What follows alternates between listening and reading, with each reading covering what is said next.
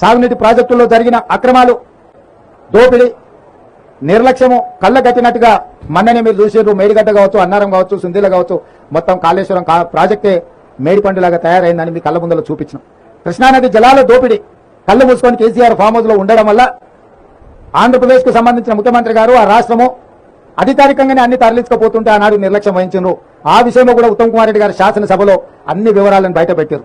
రాష్ట్రం అప్పుల పాలైంది, 7 లక్షల కోట్ల రూపాయల అప్పులు తీసుకొచ్చి రాష్ట్రాన్ని మొత్తం దివాలా వేయించండి.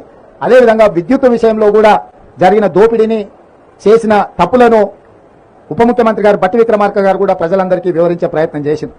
నేను ఎందుకు ఈ వివరాలన్నీ చెప్తున్నా అంటే 10 సంవత్సరాలలో 60 సంవత్సరాల ఉమ్మడి రాష్ట్రంలో సమైక్య పాలనలో కూడా జరగనంత అన్యాయము, దోపిడీ, నిర్లక్ష్యం ఈ 10 సంవత్సరాలలో చంద్రశేఖరరావు గారు పాల్పడ్డారు.